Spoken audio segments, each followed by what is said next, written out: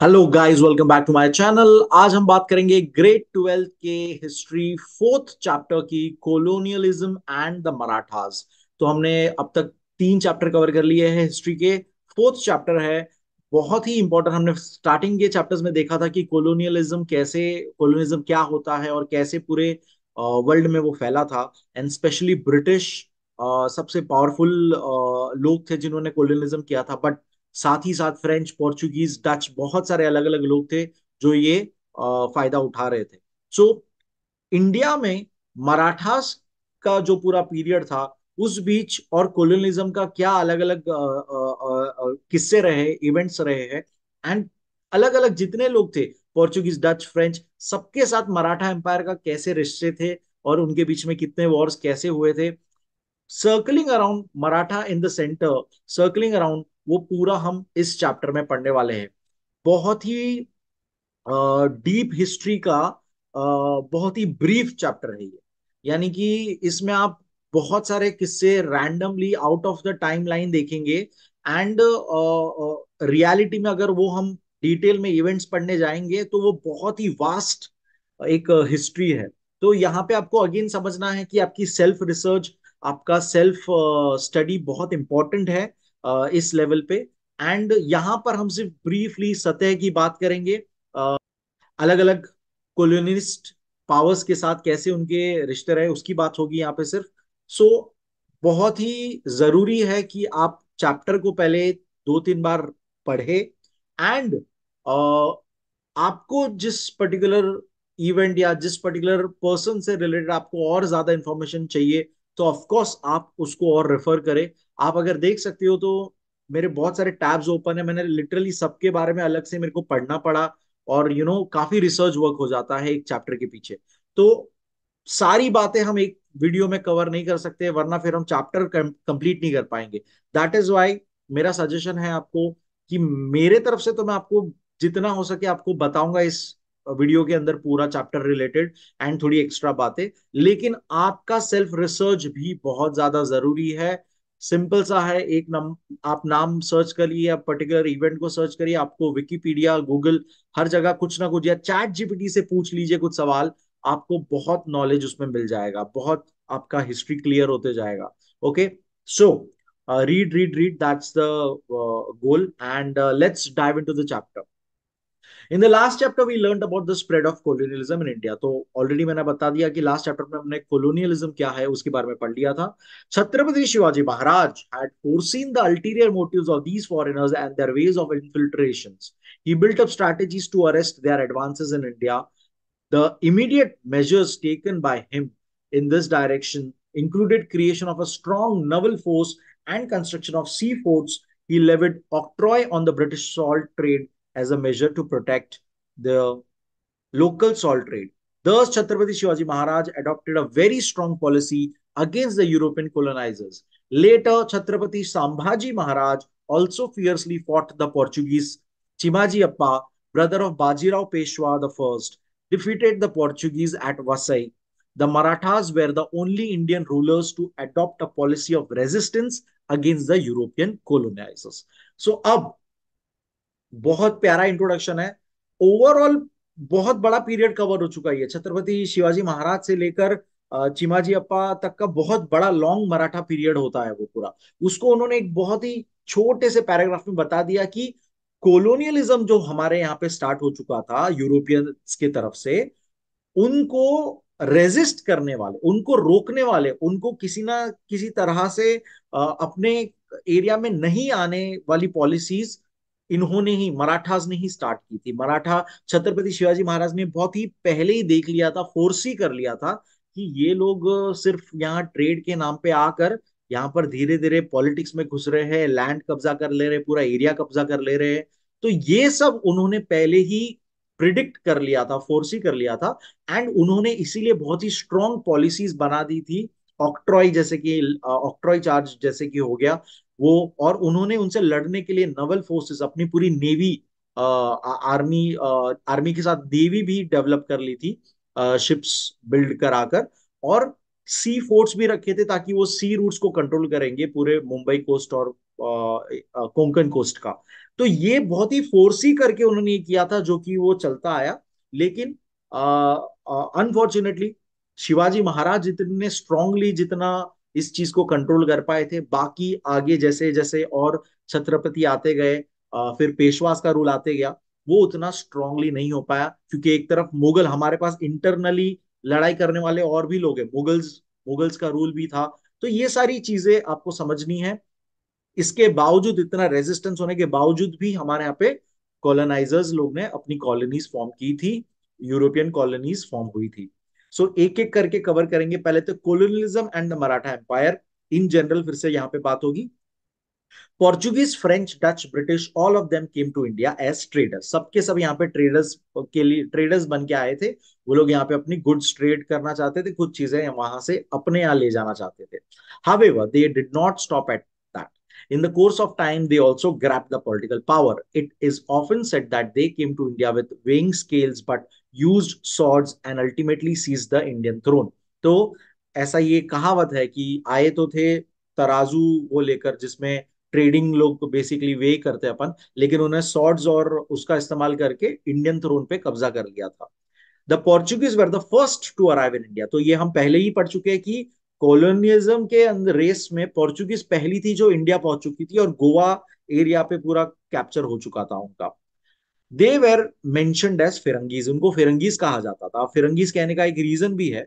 अब फिलहाल तो हम गोरों को फिरंगीज कहते हैं, कि जो यूरोपियंस, जो भी व्हाइट पीपल होता है, उससे हम पर्सनली फिरंगीज कहते हैं। लेकिन उसका एक मीनिंग है फिरंगीज। In the historical documents of that period, the region under Portuguese rule were mentioned as फिरंगन, और उनके अंडर जो रीजन जिसपे उनका कब्जा था, उसको फिरंगन कहा जाता था। अब फिरंगी वर्ड का मीनिंग यहाँ पे उन्होंने एक बताया हुआ कि फिरंगी वर्ड इसके लिए यूज होती थी कि पोर्चुगीज ब्लेड्स का इस्तेमाल करते हुए इंडियन सॉर्ड्स जो बनती थी, यानी पोर्चुगीज लोग जो इंडियन सॉर्ड्स का इस्तेमाल करते थे, उसको फिरंग कहा जाता था, और इसीलिए पोर्चुगीज को फिरंगीज कहा जाता था। लेकिन ये बाद में हम सभी यूरोपियंस और सभी गोरों के लिए आज भी हम कहते हैं फिरंगी है क्या। तो हम गोरों को, व्हाइट पीपल को हम डिस्क्राइब कर रहे हैं वहां। Next, Portuguese, Portuguese and the Maratha Empire. The Portuguese had their forts at Diu, Daman, Sajan, Vasai, Karanja, Uran, Chaul, etc. Because of these forts, the region of Bardash was well protected. They used to store all ammunition at Panvel. Now Bardesh area पहले तो कौन सा है, तो गोवा के northern region की तरफ जो पार्ट, जिसको नॉर्थ गोवा भी हम बोल सकते हैं, उतना पार्ट को बारदेश, बारदेश एरिया कहा जाता था पहले। तो उन्होंने पूरा उस टाइम, अगर आप देखें दीव दमन गुजरात कोस्ट तक पहुंच जाते हैं, उतना पूरा लाइन से वसई फोर्ट, फिर पूरा गोवा तक का फोर्ट्स लाइन से उन्होंने कब्जा करके रखा हुआ था। और यहाँ पर पनवेल जो जगह है मुंबई में, पनवेल थाने डिस्ट्रिक्ट में जो पड़ता है, वहां पर वो एम्यूनेशन स्टोर करते थे। थाने, पनवेल, वसई, ये बहुत ही इंपॉर्टेंट, पहले के मराठा पीरियड के बहुत ही इंपॉर्टेंट प्लेसेस थे। बहुत सी वॉर हुई है उस जगह पर, बैटल्स हुए हैं। एंड वहां पर फोर्ट्स भी है, वसई फोर्ट है।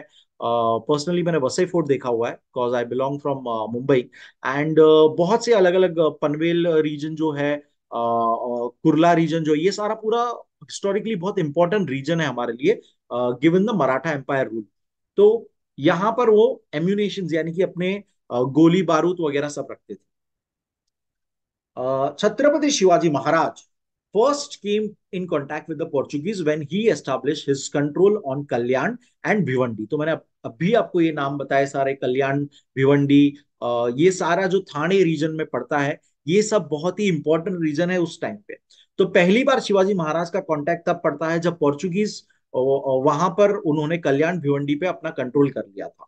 Portuguese were alarmed when Shivaji Maharaj build a strong Maratha navy. अब पोर्चुगीज बहुत ही चौंक गए थे कि शिवाजी महाराज ने अपनी नेवल फोर्स इतनी बना दी थी तुरंत, क्योंकि महाराज समझ चुके थे कि ये लोग किस तरह से आ रहे, यहाँ से बाई सी रूट्स आते हैं, तो हमें सी में कब्जा कर कर उनसे लड़ने के लिए अपने पास नेवी होनी चाहिए। तो इसीलिए उन्होंने अपनी नवल फोर्स बनाई थी। Shivaji Maharaj was the first ruler जिन्होंने ये अपनी नेवी बनाई थी, नेवी डेवलप रखी थी। तो मराठा नेवी उन्होंने बिल्ड की थी। Soon the Portuguese were brought to a point of despair by the Marathas. In fact, in the beginning, the Portuguese had extended technological help for shipbuilding to the Marathas. However, the Portuguese governor of Goa withdrew this help. The Portuguese now promptly provided help to Siddhis when the Maratha army was organizing an attack on the Janjira fort against them. तो again आपको समझना है कि ये इतने चार लाइनों में बहुत वास्ट हिस्ट्री कवर हो जा रही है। बहुत बड़े बड़े इवेंट्स को एक ही सिंगल सिंगल लाइंस में वो बता दे रहे। अगर एक एक लाइन को हम रिसर्च करेंगे तो आपको पोर्चुगीज महाराज और उनका कैसे वो क्यों उनका डील नहीं हुआ, गवर्नर ने क्यों मना कर दिया, ये सब बहुत ही डीप हिस्ट्री है, बहुत सारे रीजन है उसके। तो again as I told you, उसको हम पूरा कवर अप तो नहीं कर पाएंगे, लेकिन आपको एक सिंपल सी एज अ स्टोरी समझनी है यहाँ पे कि गोवा में पोर्चुगीज का रूल था। उन्होंने अपना गवर्नर वहां पे रखा था कि वो पूरा देखरेख रखेगा, और वहां वहां पर अपने पोर्चुगल में अपने राजा को वो रिपोर्ट करेगा ये सारी चीजें। तो गवर्नर ऑफ गोवा ने पहले तो इन्होंने हेल्प पहले जताई थी कि हम आपको शिप बिल्डिंग में हेल्प करेंगे, लेकिन बाद में वो हेल्प उन्होंने रिटर्न ले ली थी। और उन्होंने सिद्धीज ऑफ, अगर आपको पता होगा सिद्धीज करके भी हमारे यहाँ पे एथनिक ग्रुप है जो साउथ अफ्रीका से यहाँ पर आया था, एज स्लेव ट्रेड्स की तरह अपने यहाँ पे आए थे, पहले स्लेव ट्रेड्स चलते थे। तो सिद्धीज अफ्रीका का एक एथनिक ग्रुप है जो हमारे यहाँ पे आज भी बहुत सारे लोग मौजूद है, सिद्धि ट्राइब से बिलोंग करते हैं, जो एथनिसिटी से बिलोंग करते हैं, वो साउथ अफ्रीका के वहां से आए हुए यहाँ पे स्लेव ट्रेड के तहत यहाँ पहुंच चुके थे। और अगर आपको याद होगा हमारे यहाँ पे सिद्धि जौहर करके, तो ये भी एक वो ब्लैक पर्सन ही थे। तो ये सिद्धीस का भी यहाँ पे एक कब्जा हो चुका था हमारे यहाँ पे। और उनकी और मराठास की भी आपस में बहुत सारी वॉर हुआ करती थी। तो पोर्चुगीज ने सिद्धीस को अपना हेल्प प्रोवाइड किया था जब जंजीरा फोर्ट पे अटैक होने जा रहा था बाय द मराठा।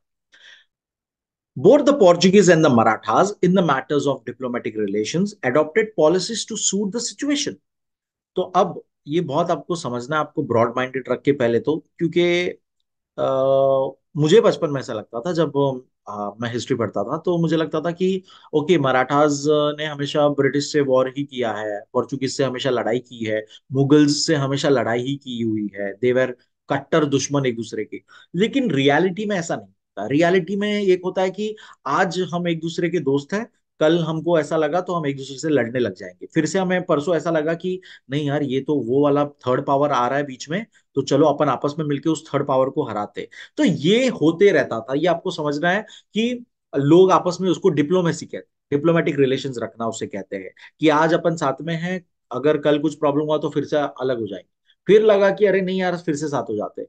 तो ये वैसी बात हो गई कि आप देखते हो कि एक मिनिस्टर ने अपना एक पार्टी बदल के पॉलिटिकल पार्टी चेंज कर दी, राइट। तो वैसी ही बात है। तो डिप्लोमेसी डिप्लोमेटिक रिलेशंस थे पोर्चुगीज और मराठास के। यानी कभी कभार वो लोग एकदम आपस में आमने सामने लड़ाई के लिए आ जाते थे, और कभी कभार एक दूसरे की मदद करते थे। तो लेट्स रीड द, अब ये जो पैराग्राफ होगा इसमें एक एक इवेंट्स मेंशन्ड है, अलग अलग। एकदम टाइमलाइन को आप देखिए, जंप होगा, टाइमलाइन जंप होगा। तो ये मैंने आपको स्टार्टिंग में इसलिए बता दिया था कि एक एक डिटेल अगर सर्च करने जाएंगे आप, तो रिसर्च करने जाएंगे तो बहुत वास्ट हिस्ट्री है। लेकिन हम उतना डीपली नहीं पढ़ रहे हैं यहाँ पर, हम सिर्फ उसकी एक एक सतह पर पढ़ रहे हैं, सरफेस खाली जान रहे हैं उसका। तो यहाँ पर एक एक सेंटेंसेस इवेंट्स है जो पोर्चुगीज और मराठा के रिलेशंस बताते हैं। सबसे पहला, इन 1665 the Portuguese valid 13 ships of the Marathas while it was passing by the ports of the Karnataka coast. However, they soon realized those ships as they were scared of the powerful Maratha navy. तो पहला event बताया हुआ है कि 1665 में Portuguese ने 13 ships को बर्बाद कर दिया था, और बाद में उन्हें रियलाइज हुआ था अरे हमने तो मराठा नेवी से पंगा ले लिया हुआ है। और वो उनको उस बात का डर भी था कि अरे ये तो हमने गलत कर दिया हुआ है। लेकिन उन्होंने मराठा शिप्स को पूरी तरह से 13 शिप्स को बर्बाद कर दिया था, कब्जे में लेकर पूरा। ये एक इवेंट हो। आप सीधा जंप देखिए, इन 1966 while the fort of Fonda ruled by Adil Shah, Adil शाही आपको पता होगा, Adil Shah was under siege by Marathas, the Portuguese supplied ammunition to the Adil शाही किलेदार। तो अब ये एक पूरा इवेंट अलग बताया जिसमें आप फोर्ट ऑफ फोंडा पे आदिल शाह का रूल था, आदिल शाह वहां पर थे, और मराठास ने उनका घेराबंदी कर दिया था। फोर्ट सीज ऑफ फोर्ट, यानी कि एक आर्मी आती है, वो पूरे सामने वाले को पूरा कब्जा कर लेती है, फोर्ट के आसपास आके पूरे जमा हो जाती है। और फिर महीने महीने वहीं निकाल लेगी, साल भर निकाल देगी वहां पे।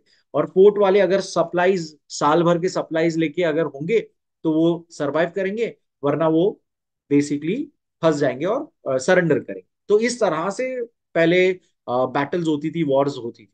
तो ये लोग सीज, मराठा सीज में फंस चुके थे, आदिल शाह। और तब पोर्चुगीज ने आदिल शाही का जो किलेदार था, यानी कि फोर्ट का जो मेन रक्षक था, उसको एम्यूनेशन प्रोवाइड किया, या तो हेल्प हो गई। तो इस बार वो एकदम ही इनडायरेक्टली मराठा के खिलाफ हो गए। जबकि ऑन द अदर हैंड, अब देखिए मराठास की हेल्प कैसे की थी एक बार। On the other hand, they let Chhatrapati Shivaji Maharaj cross through their territory when he was returning after the sack of Surat. तो शिवाजी महाराज अलग अलग जगह पर रेड्स करने जाते थे और सामने पावर को हराने जाते थे, उनकी एरिया में कब्जा करने जाते थे। तो जब वो सैक ऑफ सूरत, यानी सूरत में जब वो पूरा गए थे फॉर रेडिंग, तब रिटर्न आते वक्त वो पोर्चुगीज टेरिटरी से क्रॉस हुए। तो पोर्चुगीज ने तब शिवाजी महाराज पे हमला नहीं किया था, तो उनको पास होने दिया। तो ये अब मराठा के फेवर में यहाँ पे बात हो गई, राइट। तो ये अलग अलग इवेंट्स बता रहे हैं हमें जहां पर उन्होंने अपने रिश्ते को, कभी वो लड़ रहे हैं, कभी साथ दे रहे किसी चीज में। फिर when Mirza Raje Jaisingh had attacked Swarajya, the Portuguese extended support to Marathas. Again एक और इवेंट है जब मराठास की हेल्प की थी। जब जयसिंह ने स्वराज्य, यानी कि शिवाजी महाराज ने जो स्थापित किया था स्वराज्य, उस पर अटैक जब घोषित किया था, तब पोर्चुगीज ने मराठास की हेल्प की थी। तो this is called diplomatic relations. The Portuguese established a factory at Dabhol by obtaining a sanction from Chhatrapati Shivaji Maharaj.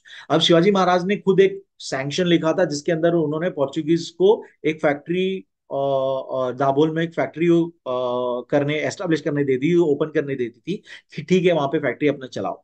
Eight the same time the local people were unhappy because of the Portuguese laws. अब वहां पर factory वहां पे हो गई तो उन्होंने Portuguese laws वहां पर वो अपना चला रहे, तो वहां के लोकल्स वहां पे नाखुश थे, विच वर फेवरेबल फॉर रिलीजियस कन्वर्शन। तो पोर्चुगीज लॉज क्या थे, वो लोग कन्वर्ट कर देते थे। इसीलिए बहुत सारे लोग जो क्रिश्चियनिटी में लोग कैसे आए गोवा, बिकॉज पोर्चुगीज लोग क्रिश्चियनिटी को फॉलो करते थे, है ना। तो गोवा में क्रिश्चियनिटी, चर्च और ये सब इतना डेवलप कैसे हुआ, बिकॉज ऑफ पोर्चुगीज पीपल। तो कन्वर्शन, रिलीजियस कन्वर्शन करते थे। देयरफॉर अब इसीलिए ये चीज को रोकने के लिए 1667 Chhatrapati Shivaji Maharaj decided to attack the region of Bardez. तो बारदेश एरिया हमें पता ही है, नॉर्दर्न ऑफ गोवा में जो एरिया था, पोर्चुगीज एरिया जो था, वहां पर छत्रपति शिवाजी महाराज ने अटैक कर दिया। People of Bardez welcome Chhatrapati Shivaji Maharaj wholeheartedly. Again in 1669 when the region of Dandaraj Rajpuri, the Dandarajpuri under the Siddhi rule was under Maratha siege, the Portuguese supplied war provisions and ammunition to the Siddhis। हमने ऊपर भी देखा था कि सिद्धीज को help कर रहे थे। तो पोर्चुगीज ने अगेन यहाँ पे अब क्या किया, जब सिद्धि रूल चल रहा था ददराजपुरी पर, वहां पर मराठा फिर से जब सिद्धीज पे हमला करने गई थी, मराठा सीज। तो अगेन सीज यानी वही चारों तरफ से घेर लिया हुआ है एक फोर्ट को, एक एरिया को। तो जब हुआ था तो पोर्चुगीज ने सिद्धीज की अगेन एम्यूनेशन देके हेल्प की। तो ये आपको समझना है, डिप्लोमेटिक रिलेशंस इनके चलते रहते। During Adil Shahi Sultanate versus Maratha conflict, the Portuguese while acting neutral were surreptitiously helping Adil Shah. तो भले न्यूट्रल बन रही थी, लेकिन इनडायरेक्टली छुप छुप कर वो आदिल शाह की हेल्प भी कर रही थी। Prior to that, Gonzalo Martes, the Portuguese embassy, had met Chhatrapati Shivaji Maharaj. Both agreed to avoid any future conflict between them. Chhatrapati Shivaji Maharaj, with an intention to uprooting the Portuguese rule, started sending small groups of his men to Goa. तो अब एक अलग ही पूरा situation अपने को बता रहे कि गोंजालो मार्तीज जो पोर्चुगीज के एक एमिसरी लीडर थे, उसके साथ छत्रपति शिवाजी महाराज की मीटिंग हुई थी और उन्होंने डिसाइड किया था कि आपस में अभी कोई फ्यूचर कॉन्फ्लिक्ट्स नहीं करेंगे। लेकिन फिर भी छत्रपति शिवाजी महाराज नहीं चाहते थे कि पूरी तरह से ये रिलीजियस कन्वर्जन और ये सारी चीजें हो। तो उन्होंने अपने आर्मी, मतलब अपने मैन को, मराठा मैन को वो गोवा में भेज, स्मॉल स्मॉल ग्रुप में गोवा में भेजते गए थे। It was decided that once their number was enough in Goa, they would strike a revolt against the Portuguese rule. और वो क्या, ये सब क्या, ये सारे किस तरह की टेक्निक्स है, गुरिल्ला वॉरफेयर टेक्निक्स इसे एक तरह से कहा जाता है। तो जैसे ही बहुत धीरे धीरे नंबर करके वहां पर इतने हो जाएंगे तो एक साथ वो सारे के सारे रिवॉल्ट करेंगे पोर्चुगीज रूल। तो पोर्चुगीज गवर्नमेंट तब एकदम ही वो रिवॉल्ट को हैंडल नहीं कर पाएगी, राइट। तो वैसा उनका plan, started sending small groups. The Portuguese viceroy somehow became aware of the plan. अब वाइसरॉय जो था तभी का उसको पता पड़ गया इस प्लान के बारे में, हेंस द प्लान फेल्ड, इसलिए ये प्लान फेल हो चुका था। A treaty was signed between the Portuguese and the Marathas on the 10th Feb 1670. The following conditions were agreed upon. तो मैंने जैसे आपको बताया कि आपस में वो लड़ झगड़ कर ट्रीटी साइन किया करते थे जिसमें लिखा जाता था कि अब ये नहीं करेंगे वो नहीं करेंगे, कुछ ना कुछ एग्रीमेंट्स होते थे। तो लेट्स रीड क्या क्या एग्री हुआ था। If either of them have plundered others' ship, then the victim party should be properly compensated. All those concessions given to the Mughal ships in transit should also be given to Maratha ships. Okay, comma comma करके एक एक point है। तो पहला point, जैसे ऊपर उन्होंने Portuguese ने 13 शिप्स को हमारे रैंसैक कर दिया था, पूरी तरह से तबाह कर दिया था मराठा शिप्स को। तो ये तो लॉस हो गया ना, कितना ज्यादा लॉस हो गया मराठास के लिए। तो अब इन्होंने एक ऐसी डील बना दी ट्रीटीज में अपने पास्ट से सीखने के बाद कि एक दूसरे की कोई शिप को अगर आपने रैंसैक किया या प्लंडर किया या किसी तरह से तबाही मचाई तो आपको पूरा उसका जुर्माना देना पड़ेगा। दूसरा, मुगल शिप्स को जाने आने के लिए, ट्रांजिट मुगल शिप्स को जाने आने के लिए जो कंसेशंस मिलते हैं वो हमको मतलब मराठास को दिए जाने चाहिए। फिर no help to be extended to the Siddis against the Marathas and not to build forts in the territory of Ramnagar, जो प्रेजेंटली पालघर डिस्ट्रिक्ट में पड़ता है। तो कह रहे हैं कि सिद्धीज को बार बार जो ये लोग हेल्प प्रोवाइड करते हैं वो ये लोग हेल्प नहीं करेंगे जब मराठास के साथ वो लड़ रहे होंगे, तब कोई हेल्प नहीं करेगा। इट मीन सिद्धीज अगर किसी और से लड़ रहे होंगे तो आपको जो करना है करो, ठीक है ना। वो जब वो हमारे सामने मराठास के सामने होंगे तो सिद्धीज की हेल्प आप लोग नहीं करेंगे, पोर्चुगीज लोग हेल्प नहीं करेंगे, ऐसा वो ट्रीटी में लिखा हुआ था। दूसरा लिखा था आप कोई फोर्ट नहीं बनाएंगे Ramnagar territory. There was a dispute about the issue of collecting चौथाई। चौथाई कौन कलेक्ट करेगा उसके ऊपर डिस्प्यूट था। चौथाई वन फोर्थ, चौथाई जिसे कहा जाता है वन फोर्थ, एक एक तरह का टैक्स है जो किसी एरिया पे कब्जा आपने किया हुआ है तो वहां से आपको रेवेन्यू का वन फोर्थ मिलता है। तो दैट्स चौथाई। तो कैप्चर्ड रीजन्स का चौथाई किसको मिलेगा इसका अभी तक क्लियर नहीं था between the Portuguese and the Marathas which remain unsolved. ये अनरिजॉल्व था पूरा टिल द एंड, लास्ट तक ये अनरिजॉल्व ही रहा issue. To resolve this issue, Chhatrapati Shivaji Maharaj had appointed Pitambar Shenavi and Jivaji Shenavi as mediators. तो दो लोग बात करने के लिए उन्होंने मीडिएटर्स यानी उनकी बातचीत पहुंचाते हैं, नेगोशिएटर की तरह एक्ट करते हैं बीच में, तो उन्होंने दो मीडिएटर्स रखे थे। They were not much successful in their negotiations. In 1679, the Portuguese secretly helped the British in their conflict with the Marathas for Khanderi Udheri islands. तो दो आइलैंड्स हैं, खांदेरी उधेरी आइलैंड्स पड़ते हैं जहाँ पे थाने के पास पड़ते हैं ये आइलैंड्स। तो वहां पर ब्रिटिश और मराठा का जो कॉन्फ्लिक्ट था उसमें पोर्चुगीज ने ब्रिटिश की हेल्प की। चौथाई क्या होता है वो बताया हुआ है। It is a type of revenue collected from the external territories protected by the Maratha rulers and one fourth of the total income, है ना। तो वन फोर्थ चौथाई। Chhatrapati Shivaji Maharaj had determined to humble the Portuguese. There were many reasons for it, such as the Portuguese opposing the construction work by the Marathas in Chaul, forcing their subjects in Goa for religious conversion, and pillaging for the trading ships. The Marathas defeated the Portuguese during the siege of Fonda Fort. तो बता रहे कि शिवाजी महाराज ने बहुत अलग अलग तरीकों से पोर्चुगीज को सबक सिखाने वाले काम किए। जब वो कंस्ट्रक्शन कर रहे थे अलग अलग ऑपोज कर रहे थे मराठा का कंस्ट्रक्शन तभी, जब वो गोवा में रिलीजियस कन्वर्जन कर रहे थे तभी फटकारा दिया था। जो हमने ऊपर अभी पढ़ा कि 1667 में छत्रपति शिवाजी महाराज अटैक बारदेश। तो इस तरह से पोर्चुगीज को बहुत बार बार समझा रहे थे बेटा अपने हद में रहो, अपने हद में रहो करके वैसा। और जब वो ट्रेडिंग शिप्स पे हमला कर दे रहे थे, ये सारी टाइम थे जब शिवाजी महाराज उसके उनके खिलाफ काफी अच्छा खासा उनको फटकारा दे रहे थे कि अपने हद में रहोगे। The Maratha army gathered at Phonda in 1680। अब हम फिर से वो सिचुएशन देख रहे हैं कि फोंडा फोर्ट का क्या हुआ। Chhatrapati Shivaji Maharaj himself was to lead the campaign but for some reasons he could not happen. तो ये एक्चुअली सैडली छत्रपति शिवाजी महाराज का डेथ हो जाता है, इसीलिए वो कैंपेन को लीड नहीं कर पाते हैं। तो दैट इज वाई ये वैसा लिखा हुआ है, इन्होंने मेंशन नहीं किया यहाँ पे उस तरह से, बट इसीलिए वो कैंपेन को लीड नहीं कर पाए थे क्योंकि उनकी डेथ हो गई। The panic felt by the Portuguese became because of the warfare skills of Chhatrapati Shivaji Maharaj is clearly reflected when Portuguese governor said, अब गवर्नर की वर्ड्स है ये, छत्रपति शिवाजी महाराज was no doubt a mighty warrior, but his strategies against the enemy during his peaceful times were much more daunting. Now his death has relieved the Portuguese authorities from his terror. तो जब ये उनकी death हो जाती है उसके बाद उन्होंने ये घोषित किया था कि छत्रपति शिवाजी महाराज बहुत ही माइटी तो थे, नो डाउट अबाउट दैट, और उनकी स्ट्रेटेजीज जो थी एनीमे के खिलाफ वो तो पूछो ही मत। हम लोग थोड़े से अब रिलीव्ड है, उनके टेरर से हम रिलीव हो चुके हैं कि अब उनकी डेथ हो गई है, इसलिए हम थोड़े से रिलीव फील कर रहे हैं कि हाँ, हमको अब कोई ज्यादा नुकसान नहीं होगा करके। तो ऐसा उससे पता पड़ता है कि कितने डरे हुए थे, कितने पैनिक में थे पोर्चुगीज, ऐसा हमें बता रहे हो। Now, again, Portuguese were in alliance with Aurangzeb, the Mughal emperor, against Chhatrapati Sambhaji Maharaj. अब नेक्स्ट छत्रपति जो आते हैं संभाजी महाराज, शिवाजी के एल्डर बेटे, उनकी फर्स्ट वाइफ से। Therefore, the Marathas decided to act against the Portuguese. Hence, Chhatrapati Sambhaji Maharaj attacked Revdanda. The Portuguese reacted by putting the Fonda fort under siege. The Maratha army successfully broke through the seas and attacked Goa. तो देखिए कैसे sequence होते जा रहा है fast.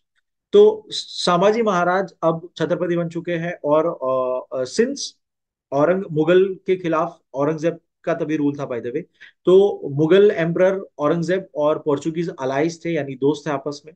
तो उन्होंने संभाजी को रोकने के लिए अटैक कर दिया था।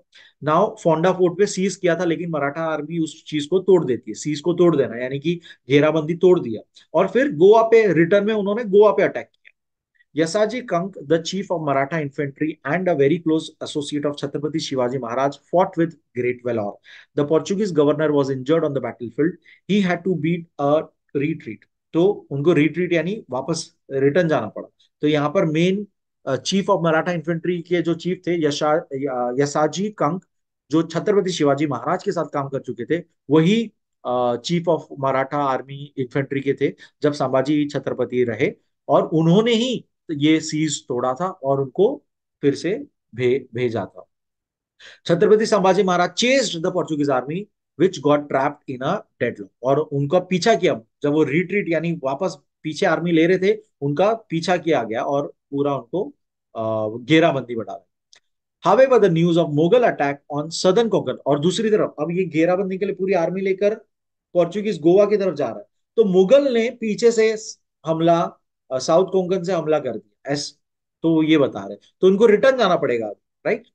However, the news of Mughal attack on South Konkan was received in the Maratha camp. Chhatrapati Sambhaji Maharaj and his army, who were on the verge of conquering Goa, एकदम गोवा कैप्चर करने ही वाले थे, क्योंकि वो हमला करते करते पोर्चुगीज को भगाते भगाते गोवा तक पहुंच चुके थे। Had to leave halfway and rush to fight the Mughals, क्योंकि मुगल्स ने दूसरी तरफ से हमला कर दिया था। तो इसीलिए मुगल्स और पोर्चुगीज का ये एलाइज था, इसलिए इस तरह से उन्होंने प्लान किया था। Later the conflict between the Marathas and the Portuguese was renewed, फिर से उनके बीच में कॉन्फ्लिक्ट आ गई during the reign of Chhatrapati Shahu Maharaj. तो शाहू महाराज संभाजी के बेटे हैं, लेकिन गद्दी पे वो सेवेंथ या एट्थ छत्रपति बने थे शाहू महाराज। तो इस टाइम पे फिर से मराठास और पोर्चुगीज के बीच का फिर से जो उनके बीच का जो रिलेशन था, कॉन्फ्लिक्ट फिर से आ गया वापस।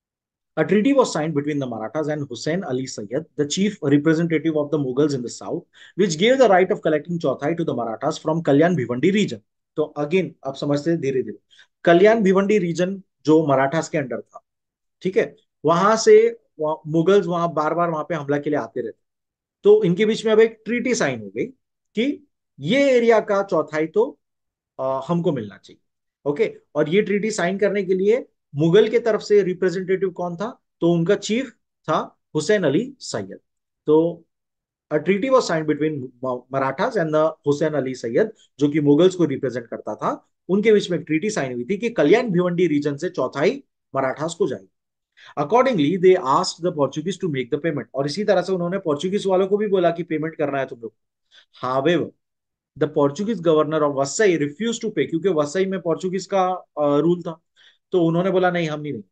To counter the Marathas, the Portuguese established outposts in Vasai, Asheri, Tarapur, Kelwe, Mahim, Daman and चौल। ये सारी अलग अलग जगह पर उन्होंने अपने आउटपोस्ट बना के रखे थे, जहां से वो देख सके कि मराठास हमला करने वाले हैं तो वो लोग रेडी हो जाए।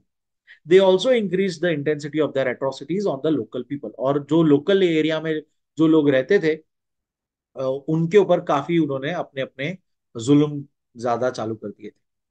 Shivaji Appa the younger brother of Bajirao, Peshwa Bajirao the first. तो बाजीराव जो मूवी है, उसमें भी अगर आपने देखा होगा एक दो सीन में, चिमाजी अप्पा उनके भाई थे, छोटे भाई थे। तो was assigned the responsibility of the campaign against the Portuguese. उनको एक कैंपेन दिया गया था कि पोर्चुगीज के खिलाफ तुम जाके लड़ो। At the onset of the campaign Chimaji took over the fort at Thane. उन्होंने स्टार्टिंग में ही थाने के फोर्ट पे कब्जा कर लिया था। In March 1737, again I would like to tell you guys, jump of years देखिए, हम बहुत बैक एंड फोर्थ होने वाले हैं। हम अभी सिर्फ पोर्चुगीज को दिमाग में रखते हुए आगे बढ़े हैं in terms of years. Okay, अलग अलग इंसिडेंट्स देख रहे हैं अलग अलग लोगों के साथ। हम फिर से starting of the Maratha empire पे पहुंच जाएंगे, जैसे हम किसी और के साथ उनका कॉन्फ्लिक्ट स्टार्ट करें। Okay, so please understand that. So in March 1737, the Maratha army conquered the Shasti Island. On another front, Shankaraji Phadke entered Vasai Island. However, taking over Vasai was not enough to establish a permanent control over the Portuguese territory until there was a complete victory over the fort of Vasai. तो ऐसा कह रहे हैं कि उन्होंने आसपास के fort, थाने के फोर्ट और एक दो आइलैंड है छोटे छोटे, उसको कब्जा कर लिया था। लेकिन जब तक आप वसई के एक्चुअल फोर्ट पे पूरा कब्जा ना करो, आप पोर्चुगीज टेरिटरी, आप अपने वहां का मराठी टेरिटरी उसको नहीं बोल सकते, वो पोर्चुगीज टेरिटरी ही रहेगी। ऐसा कंप्लीट विक्ट्री आपने अभी तक नहीं पाई।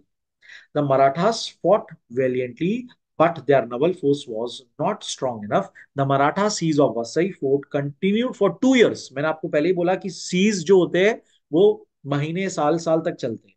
तो जो उन्होंने वसई पे जो अपना सीज बना के रखा था, 2 साल तक चला, for 2 years, and in the end Marathas defeated the Portuguese. Finally 2 साल के सीज के बाद फाइनली पोर्चुगीज को हरा दिया था।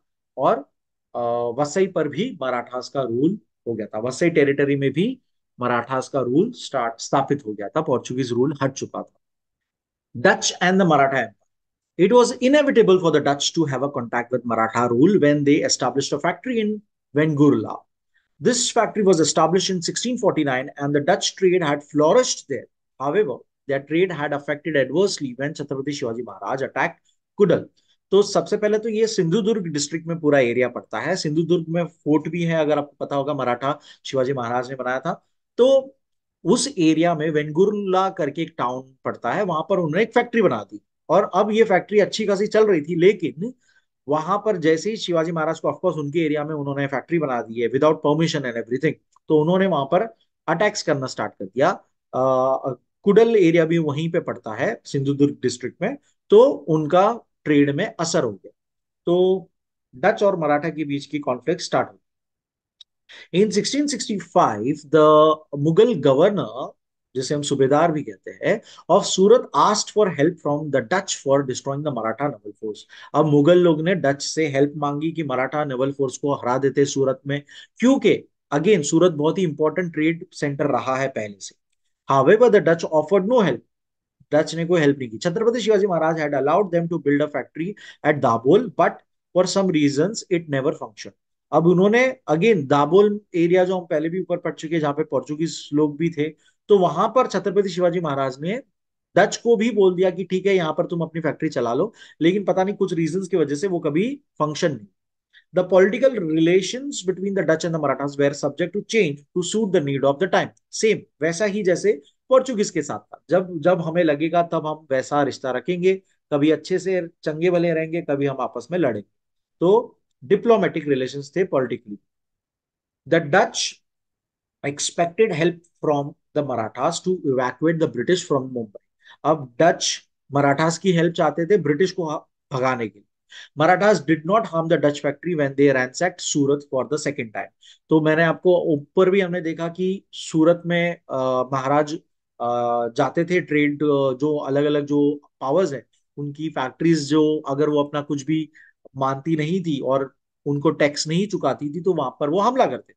तो जब वो सूरत में सेकेंड टाइम गए थे, तब उन्होंने डच फैक्ट्री पर कोई हमला नहीं किया, उनको कोई नुकसान नहीं पहुंचा। Also, during their Karnataka campaign, the Marathas ensured the safety of Dutch factory and also issued them trading permits. और डच के साथ जनरली उनके अच्छे रिश्ते ही हो रहे थे, तो उन्होंने जब कर्नाटका की तरफ अपना कैंपेन बढ़ा रहे थे, साउथ की तरफ भी पूरा स्प्रेड कैंपेन था उनका मराठास का, तब अगेन उन्होंने डच फैक्ट्री को कोई भी नुकसान नहीं पहुंचाया। इनफैक्ट उनको ट्रेडिंग परमिट्स, उनको अलाउ किया, अलग अलग ट्रेडिंग परमिट्स दिए गए थे। For this favours the Dutch paid tribute to Chhatrapati Shivaji Maharaj. और इसके बदले डच क्या करता था, शिवाजी छत्रपति महाराज को वो ट्रिब्यूट देता था, यानी एक तरह से पेमेंट करता था। The Dutch factories at Porto Novo, Parangi Pettai and Tegnapatam, ये सारा साउथ में रीजन है, Devanam Pattinam, were left unharmed by Chhatrapati Shivaji Maharaj. और दो फैक्ट्रीज के नाम बता दिए उन्होंने एरिया वाइज, कि एरिया में साउथ के एरिया में जो और फैक्ट्रीज थी उसको भी उन्होंने नुकसान नहीं पहुंचाया। तो डच और मराठास का ज्यादा कुछ कॉन्फ्लिक्ट नहीं रहा, मोस्टली गुड रिलेशंस ही रहे। Good relations in terms of एक दूसरे को लेन देन सही रखो और आराम से रहो, ऐसा। नेक्स्ट है French and the Maratha empire. In 1668, the French established their factory at Rajapur by seeking permission from Chhatrapati Shivaji Maharaj. तो देखिए, इन्होंने परमिशन ले ली और फिर फैक्ट्री खोला हुआ है, राइट। कोई अगर परमिशन नहीं लेगा तो उसको फिर शिवाजी महाराज को पता पड़ता है, तो जाकर वो उस पर हमला कर। दे सप्लाइड एम्यूनेशन टू स्वराज्य इन रिटर्न, और बदले में स्वराज्य को आर्म्स वेपन्स प्रोवाइड करते थे। The Marathas, remaining true to their friendly relation with the French, left the French factory unharmed during the second attack of Surat. तो सूरत में बहुत सारी फैक्ट्रीज थी अलग अलग कॉलोनाइजर्स की, यूरोपियन कॉलोनाइजर्स की। फ्रेंच की फैक्ट्री थी, डच की फैक्ट्री थी, ब्रिटिश की फैक्ट्री थी, पोर्चुगीज की फैक्ट्री थी, अलग अलग फैक्ट्रीज थी, लेकिन फ्रेंच और डच की फैक्ट्रीज को उन्होंने हार्म नहीं पहुंचाया। In return the French paid a big tribute to them, और बदले में ऑफ कोर्स उनको उन्होंने पेमेंट किया था फ्रेंच वाला। In 1677, Francois Martin, the Governor General of Pondicherry, obtained permission of opening a factory there and assurance of its safety.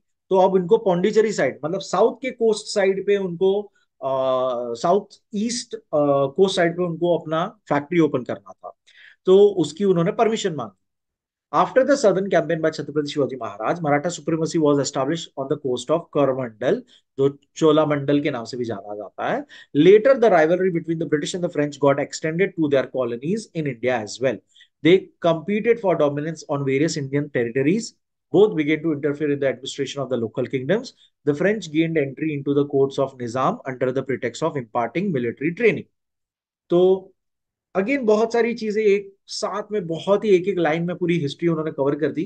पहले तो बता दिया कि उन्होंने फिर से एक परमिशन मांगी थी पौंडीचेरी एरिया में अपनी फैक्ट्री खोलने के लिए। दूसरा फिर बता रहे कि सिंस वहां तक कोरोमंडल तक का रीच था मराठा एम्पायर का, तो शिवाजी महाराज ने उनको ऑफकोर्स हेल्प ही किया था उस टाइम, उनको फैक्ट्रीज ओपन करनी थी। लेकिन फ्रेंच और ब्रिटिश की जो राइवलरी थी पहले से ही, जो हम देख ही रहे थे, कॉलोनीज कौन ज्यादा, कॉलोनिज्म कौन फास्ट करेगा, उस चक्कर में उनकी राइवलरी थी ही।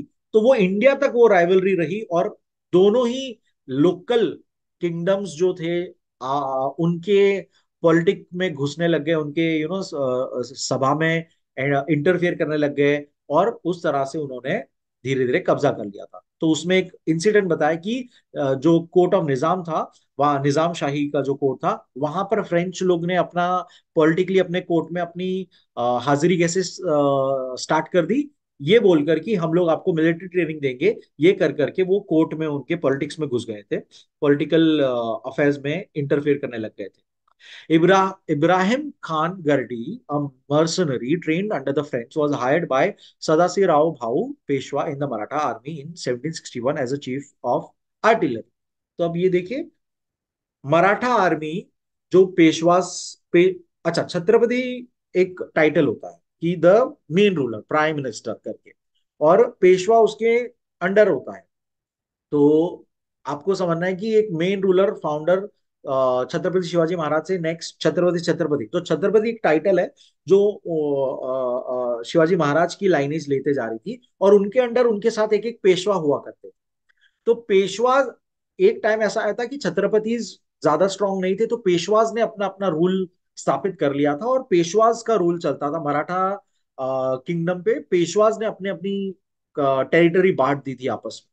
तो coming back to this line, जो सदाशिवराव भाऊ पेशवा थे, उनके उनकी जो आर्टिलरी थी, यानी कि उनके जो मिलिट्री का जो पूरा वेपन्स और वो पूरा जो है, उसके चीफ कौन थे? उसके चीफ थे इब्राहिम खान गर्डी।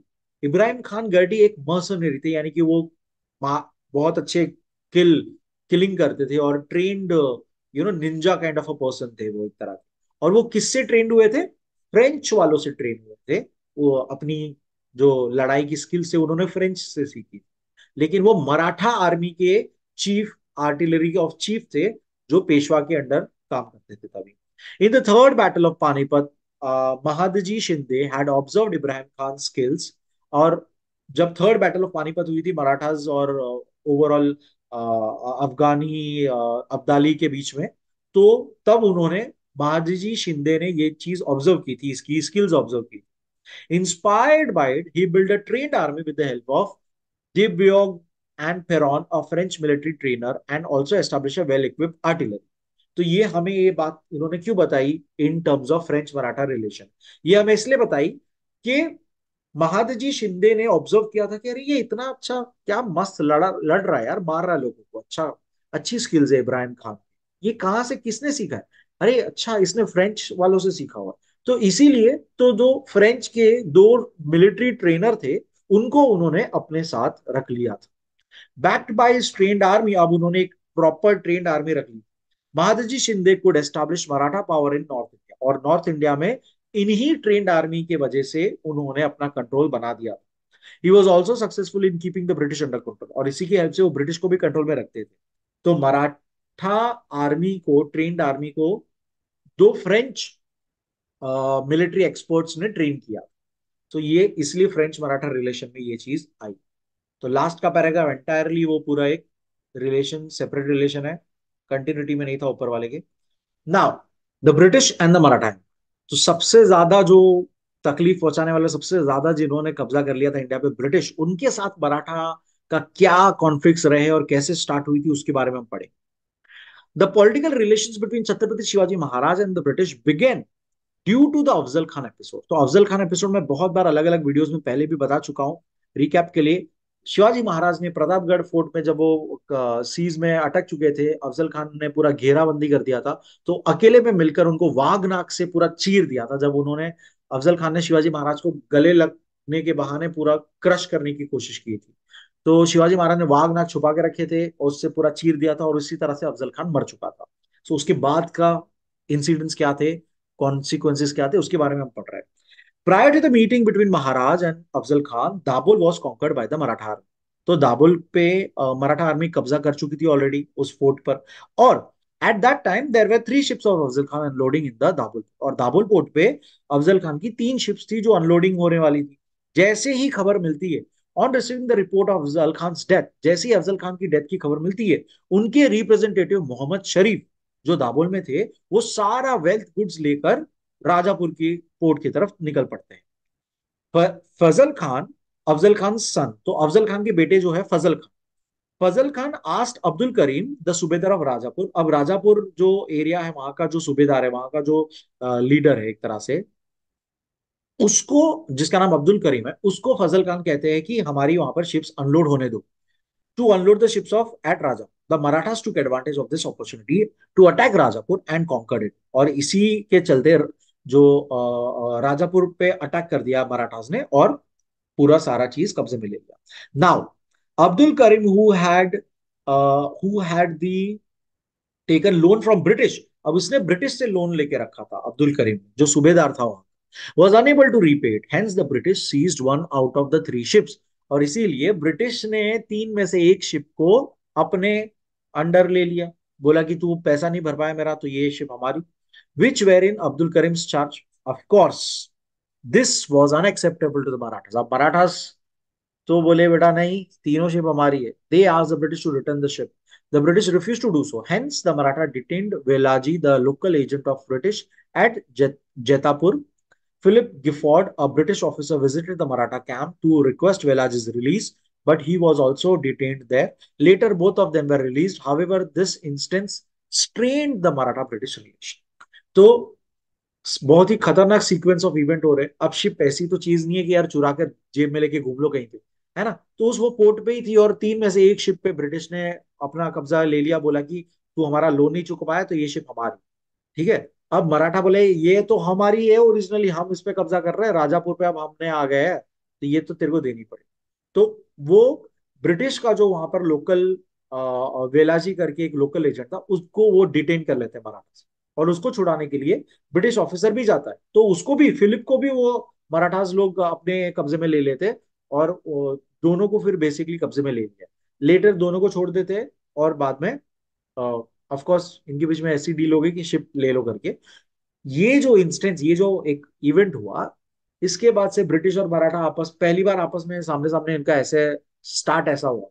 तो इसीलिए इनके रिलेशंस बहुत ही रॉन्ग फुट में ही स्टार्ट हुए थे। When the Panhala fort was under siege by Adil Shah's army and Chhatrapati Shivaji Maharaj was trapped inside the fort। अब ये भी एक अलग ही इवेंट है, पनहाला फोर्ट का इवेंट, जहाँ पे आदिल शाह की आर्मी ने छत्रपति शिवाजी महाराज को कब्जे में रखा था, और बहुत मुश्किल से वहां से वो निकल पाए थे। और काफी, ये भी एक इंटरेस्टिंग पूरी स्टोरी जिसमें हम अभी फिलहाल नहीं पढ़ेंगे। सो जब ये हुआ था तब ब्रिटिश ने क्या, Henry Remington, a British officer, Gifford and Villaji were supplying ammunition to Adil Shah's army। Adil Shah को सब कुछ सप्लाई करने वाला, एम्यूनिशन सप्लाई करने वाला ब्रिटिश लोग थे। वो लोग बोले अरे मारो मारो, शिवाजी को कब्जे में ले लो, मारो उसको, ऐसा। They were certain that there was no escape for Chhatrapati Shivaji Maharaj from this situation. However, Maharaj was successful in escaping from Panahala. Next year, the Marathas defeated the British in Rajapur campaign.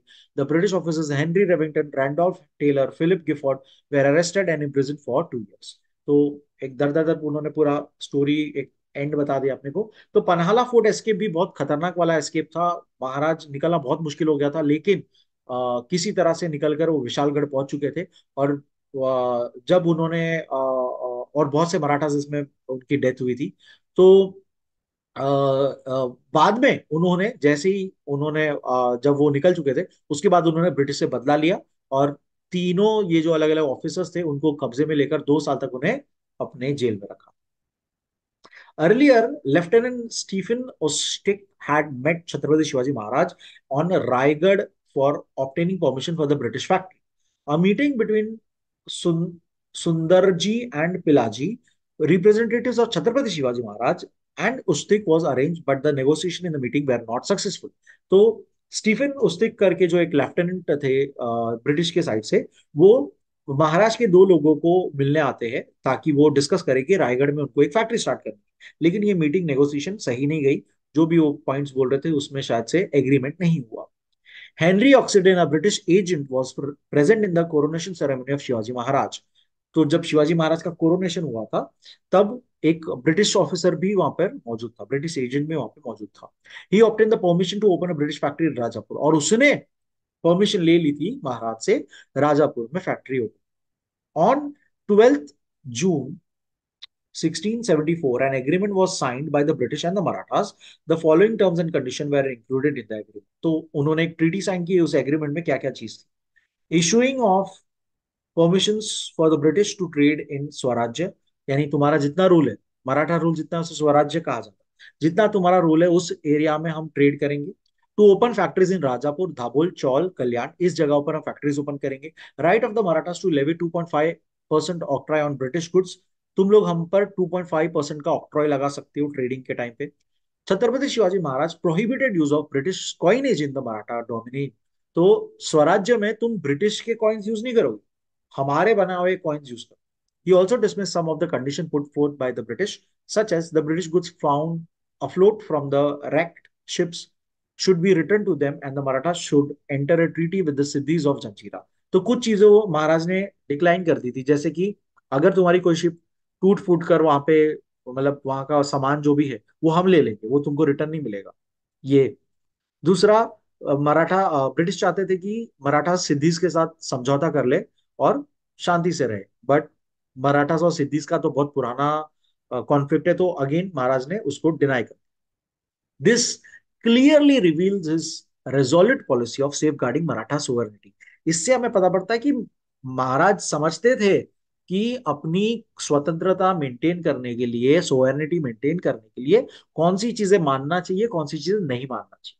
तो ये हमें इस बात से पता। In the times after Chhatrapati Shahu Maharaj, when Nana Saheb Peshwa took charge of administration, okay, so इसमें dive in होने से पहले कुछ चीजें समझ लेते हैं।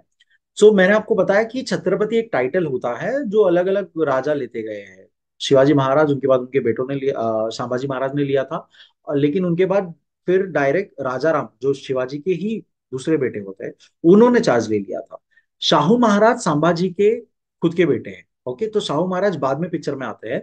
तो हम पहले तो उस टाइम के भी यहाँ पे बात करने जा रहे हैं जब शाहू महाराज भी नहीं रहे थे, after the time of Chhatrapati Shahu महाराज।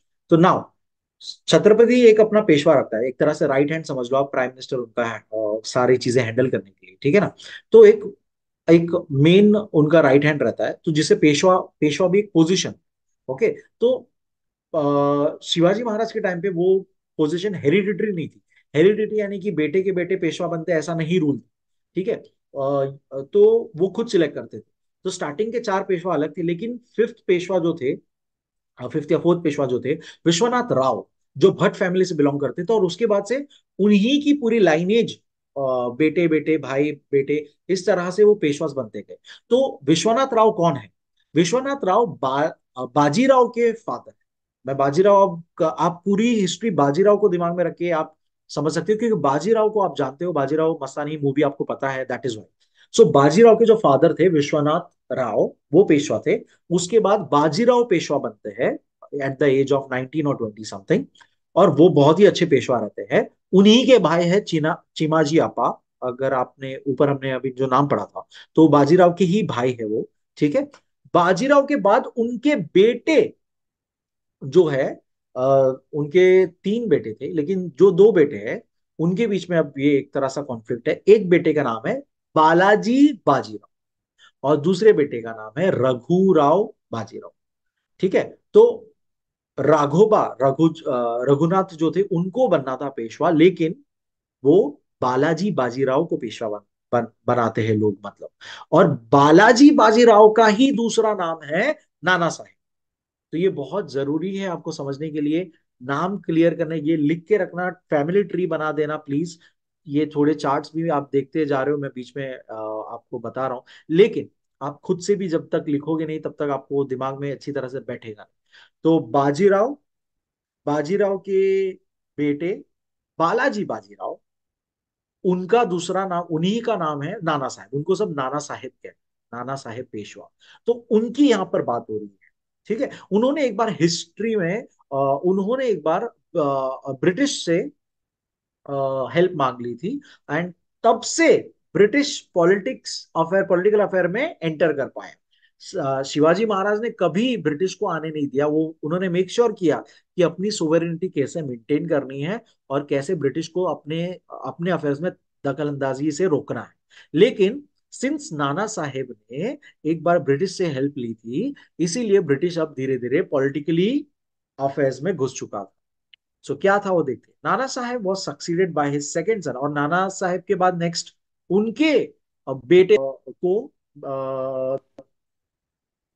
लेकिन रघुनाथ राव, जो कि उनके भाई है और माधवराव के चाचा पड़ेंगे या अंकल पड़ेंगे, वो उनको हटाना चाहते थे। तो ये आपस में उनकी पोजीशन के लिए वॉर थी, पेशवा बनने के लिए वॉर थी ये मराठास की। सो सक्सीडेड बाय सेकंड सन माधवराव, तो नाना साहेब के बेटे माधवराव पेशवा बनते हैं। However Nana Saheb younger brother Raghunath Rao, जो कि अगेन बाजीराव के दूसरे बेटे हैं, Raghunath Rao wanted to become the Peshwa. Raghunath Rao alias, जिसको राघोबा के नाम से भी जानते हैं, अलाइस यानी दूसरा नाम क्या है, Alice Raghoba, approach the British for help, और उन्होंने भी ब्रिटिश से हेल्प ली थी।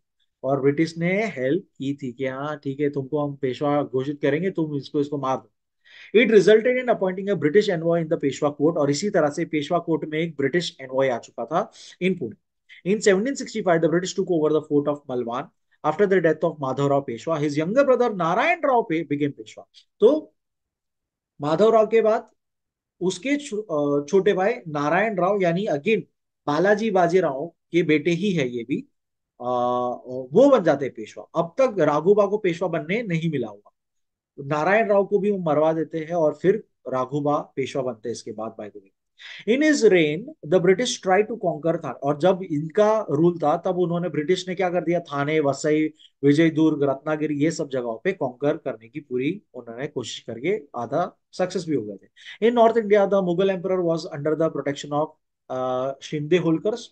Bye this time the British had become active to get the custody of Mughal emperor and to reduce the power of Bhosle dynasty of Nagpur in Bengal। तो बहुत vast history है इतनी सी paragraph में, बहुत ज्यादा history है इसके अंदर, कौन किसके साथ था, कौन किसको कंट्रोल कर रहा था।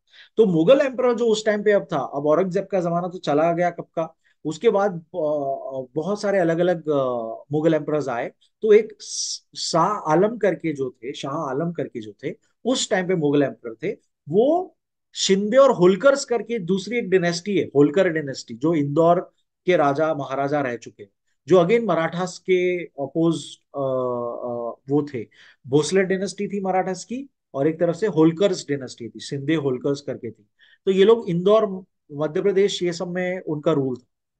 तो इन्होंने मुगल एम्परर को कंट्रोल में रखा था, शाह आलम को कंट्रोल में रखा था उस टाइम पे।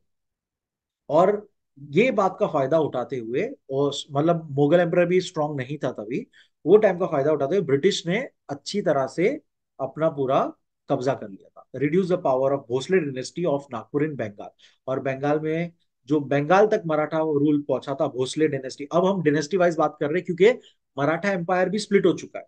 भोसले डिनेस्टी है एक, वो शिंदे होलकर डिनेस्टी एक है। तो मराठा एम्पायर भी स्प्लिट हो चुका था, अलग अलग लोगों ने अपना अपना रूल घोषित कर दिया। तो भोसले डिनेस्टी जो ओरिजिनल शिवाजी महाराज की डिनेस्टी है, वो पावर में थी बंगाल में, वो वीक पड़ गई थी, और वहां पर ब्रिटिश ने कब्जा कर लिया। For the British to bring the region from Shasti Vasai to Konkan under their sway was a priority for trading operation। अब इनका सबसे इंपॉर्टेंट प्रायोरिटी था कि मुंबई का जो पोर्ट है पूरा एरिया, वो पूरा एक कब्जे में ले लो। So was a priority. So they were already planning and moving in that direction. Raghunath Rao Peshwa was offered asylum by the British। अब मैंने बताया आपको कि ऊपर दोनों भाइयों को मारेंगे, माधव राव को भी मार दिया, और माधव राव के बाद जो पेशवा बने थे उनको भी मार दिया, जिनका नाम क्या था हमने पढ़ा, नारायण राव। नारायण राव को भी मार दिया था। दोनों को मारने के बाद रघुनाथ राव पेशवा बन जाते हैं। The British army and the Maratha army met at Talegaon, Vadgaon near Pune and had a combat between them। और ब्रिटिश और मराठा आर्मी आमने सामने हो गई थी, और रघुनाथ राव ब्रिटिश की हेल्प कर रहा था, और ब्रिटिश के मतलब एक तरह से उनके साइड था वो। The British army end of course Raghunath Rao was defeated by the Marathas, और मराठास ने उनको हरा दिया। ट्रीटी वाज साइंड, और अगेन हर वॉर के बाद एक ट्रीटी साइन होती है। A treaty was signed which is known as the Vadgaon Treaty, जिसे वडगांव ट्रीटी भी कहा जाता है। लेटर नाना फडणवीस, अब ये अलग है, नाना फडणवीस नाम अलग है, प्लीज प्लीज ध्यान दीजिएगा। Nana Phadnavis formed an alliance for four rulers, namely Peshwa, Bhosale of Nagpur, Nizam and Hyder. अब नाना फडणवीस ने चार रूलर्स को, चार अलग अलग रूलर्स को मिलाकर एक पावर बनाने की कोशिश की। पेशवास का रूलर, भोसले ऑफ नागपुर यानी कि शिवाजी महाराज की डिनेस्टी, निजाम और हैदर, हैदर अली और निजाम शाही का निजाम, उनको मिलाकर उन्होंने एक रूल स्थापित करने की कोशिश की। However British successfully persuaded Nizam to break the alliance, और ब्रिटिश ने, सिंस वो डिप्लोमेटिकली बातचीत वगैरह करते थे, निजाम को अपने कब्जे में करके वो अलायंस तोड़वा दी। All through this happenings the British governor Warren Hasting, उस टाइम के जो गवर्नर थे Warren Hasting, had realized that if the British had to establish the permanent rule, it was crucial to subdue the Marathas। उनको समझ आ गया था ये सब करते वक्त कि अगर यहाँ पर रूल करना है, इंडिया में रूल करना है, तो मराठास को पूरी तरह से तोड़ना पड़ेगा। In the battle of Kharda, taluka Jamkhed, आज की तारीख में Ahmednagar, the Maratha army had a sweeping victory over the Nizam. Nizam से, अब वो निजाम अलायंस तोड़ के खिलाफ हो गया था, लेकिन मराठास ने उनके साथ वॉर करके उनको हरा दिया 1795 में। The British envoy who was present in the Maratha camp could minutely, अब मराठा कैंप में एक ब्रिटिश एनवॉय था जो पूरे ध्यान से सब कुछ देख रहा था, स्ट्रैटेजीज देख रहा, observe and study the military tactics of the Marathas. Later with the help of this envoy Lord Wellesley could defeat the Marathas. और आगे जाकर ये टैक्टिक्स सारी सब ब्रिटिश को पता पड़ गई थी और आगे की वॉर में मराठास हार गए।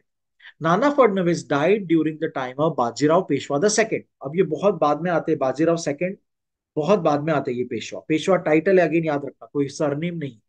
बाजीराव द सेकंड पेशवा बहुत बाद में आते हैं और उस टाइम पे नाना फडणवीस थे। ठीक है। The relations between Holkar and Bajirao Peshwa second had turn bitter. अब दूसरी तरफ होलकर डेनेस्टी, जो इंदौर के महाराजा लोग की डेनेस्टी थी, वो लोग के बीच की और मराठा पेशवास की रिलेशन अच्छे नहीं थे। As a result Yashwantrao Holkar, उस टाइम के महाराजा, अटैक पुणे, उन्होंने पुणे पे अटैक कर।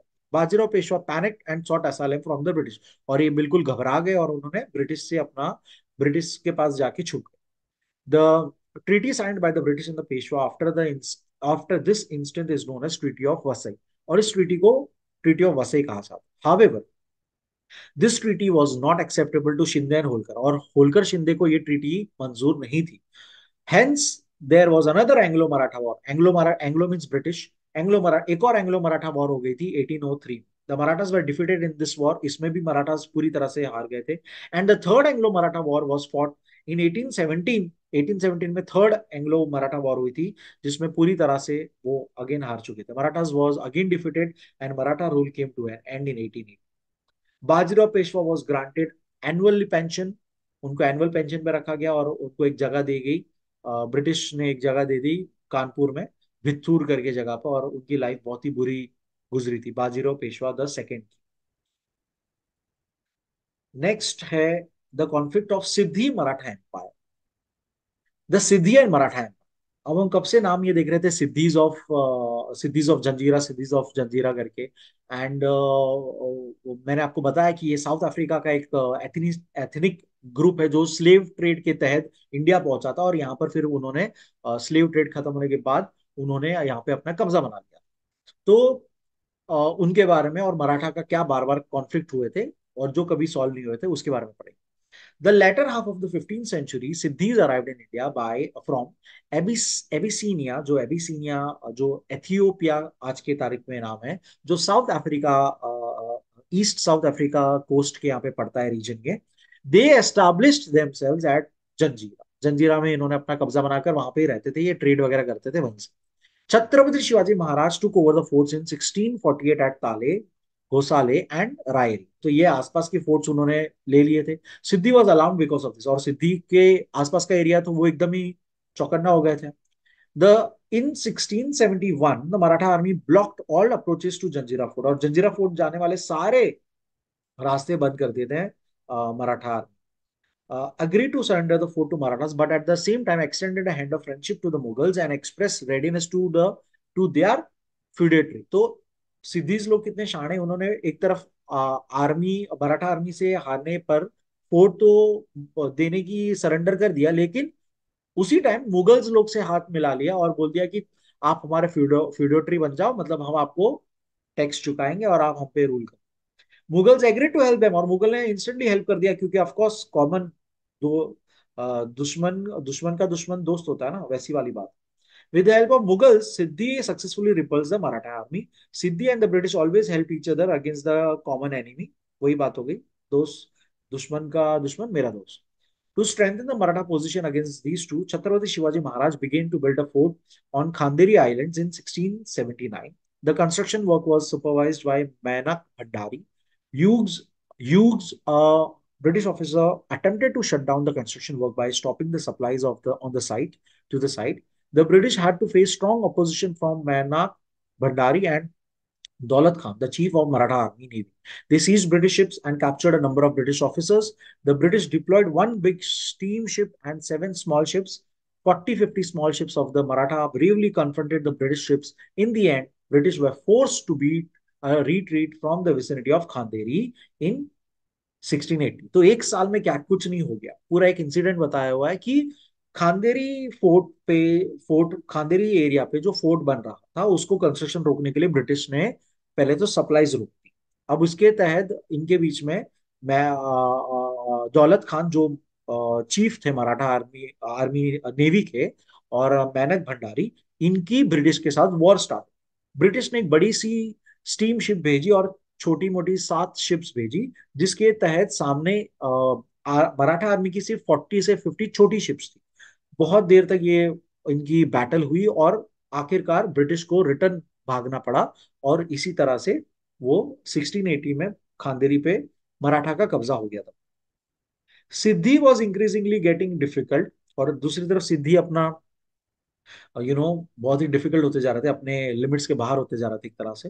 Hence, Chhatrapati Sambhaji Maharaj decided to curb his movement and planned a campaign against him. Siddhi was driven to despair because of the repeated attacks by the Marathas in the vicinity of Andheri, Apte, Nagothane, Janjira. ये सब अलग अलग areas है Maharashtra reason के ही, और उनके संभाजी महाराज ने काफी अटैक करके सिद्धि को पूरी तरह से मतलब प्रॉब्लम में कर दिया। While Chhatrapati Sambhaji Maharaj was thus planning to crush Siddhi forever, the Mughal army was marching towards Swaraj. तो सिद्धि को, जब वो सिद्धि की तरफ बढ़ते थे, वॉर करने निकलते थे उस डायरेक्शन में, तो एक दूसरे तरफ से मुगल आ पड़ते। हमेशा मराठा एम्पायर को यही प्रॉब्लम हुई थी कि वो एक के तरफ अटैक करने चल रहे तो दूसरी तरफ से कोई ना कोई और अटैक कर पा रहा है। जैसे पोर्चुगीज को भी गोवा कैप्चर करने के लिए जा रहे थे पूरा भगाते हुए, तो मुगल्स ने हमला कर दिया था। तो वैसा ही कुछ फिर से यहाँ पे हुआ था कि मुगल आर्मी ने दूसरी तरफ से हमला कर दिया। It would have been unwise to face two enemies at this two different front. Hence, Maratha army stopped chasing the Sindhi.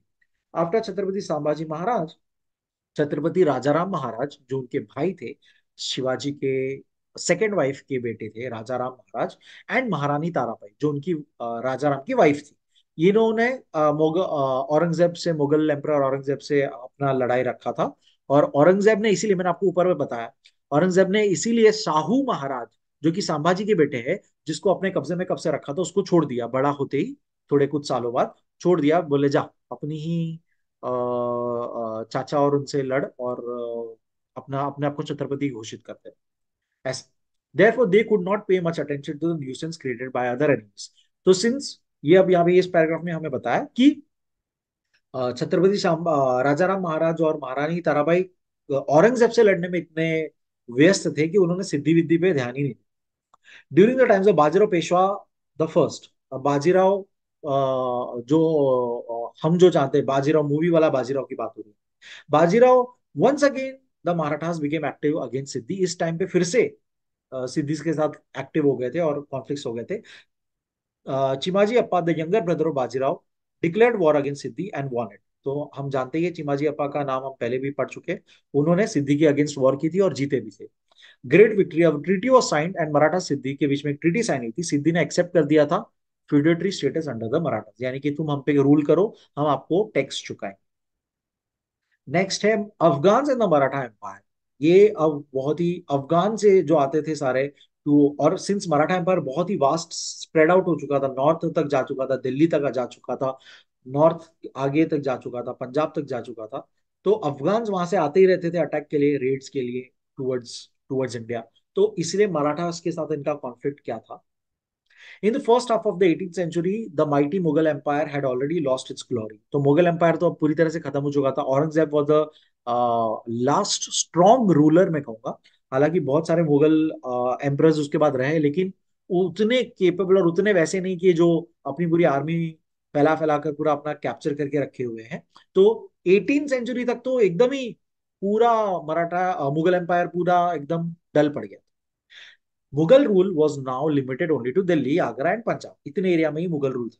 This area this the year 1748 witnessed the first invasion of India by Ahmad Shah Abdali. तो ये अफगान से आता था, अफगान का king था अहमद शाह अब्दाली, उसके उसने वहां से पहली बार इंडिया में इन्वेजन किया। He was defeated at Sirhind by Shahzada Ahmad Shah the elder son of the emperor. तो जो एम्पर थे उस टाइम पे, शाह आलम मेरे ख्याल से एम्पर थे उस टाइम पे, वो उनके एल्डर सन शाहजादा शहजादा शहजादा अहमद शाह, उन्होंने अब्दाली को हरा दिया। अहमद शाह अब्दाली को हरा दिया। नाम में कंफ्यूज मत होना, लिख के रखना ये सारी बातें।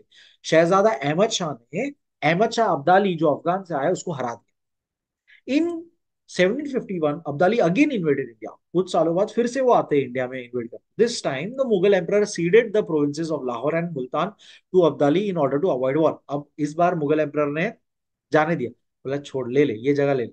तो लाहौर मुल्तान एरिया जो है वो दे दिया। In 1752 the Marathas and the Mughals arrived at an agreement. ये दोनों एक एग्रीमेंट पे आते हैं, मुगल्स और Maratha. According to the agreement Marathas accepted the responsibility to defend north. और ये एग्रीमेंट में ऐसा लिखा था कि नॉर्थ से अब कुछ तुमको पूरा वो देख रहा है, नॉर्थ से कोई आएगा तुम हमारा रक्षण करोगे, मराठास वहां पे लड़ेंगे। इसलिए मराठास वहां पे वॉर के लिए जाते हैं। पानीपत की लड़ाई वहीं पे फिर वहां से होती है। सो इन ये एग्रीमेंट के तहत इंडिया में जो भी अब नॉर्थ से आएगा तो मराठास अब बचाव करेंगे मुगल का। ठीक है। In return, Mughal emperor granted the right of collecting Chauthai from Rohilkhand to the Marathas and also ceded parts of some of the Mughal provinces. तो अब मुगल ने मराठास को बोला नॉर्थ से कोई भी आएगा तुमको डिफेंड करना है, और बदले में तुमको हम रोहिलखंड जो एरिया वहां का चौथाई तुम ले लो, और ये कुछ एरियाज हैं हमारे वो भी तुम ले। In 1757, Abdali again attacked for the third time. He returned to Afghanistan after ransacking the region around Delhi, Mathura. तो ये बार बार अहमद शाह अब्दाली अफगान से आता था, अटैक करता था, सब तबाह करके लूट लाट के सब चला जाता। तीसरी बार आया था 1757। He returned to Afghanistan after ransacking Delhi, Mathura. This time the Maratha army marched from Pune.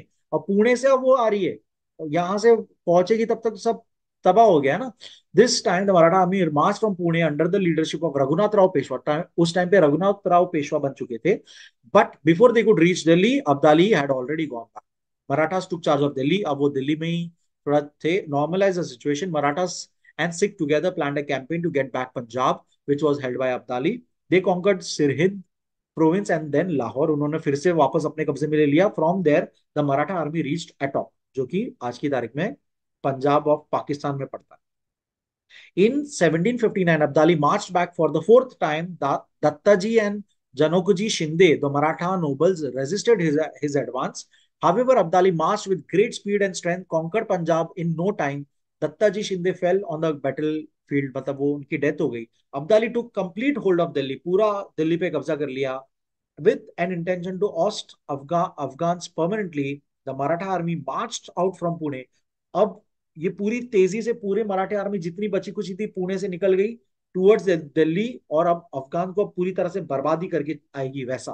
Under the leadership of Sadashiv Rao भाऊ पेशवा एंड विश्वास Rao Peshwa. On 14th Jan 1761, the Maratha army and Abdali confronted each other at Panipat at the banks of river Yamuna. Battle of Panipat कहा जाता है।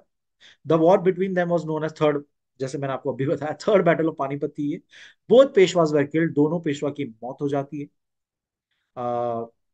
A message in code language was sent to Pune announcing the loss. It was an as follow: two precious pearls fell, 27 gold coins were lost, and there is no count to the loss of silver and copper. ये code message भेजा गया था। Precious Perl यानी कि दोनों पेशवास की बात हो रही है, विश्वासराव पेशवा, सदाशिवराव भाऊ पेशवा।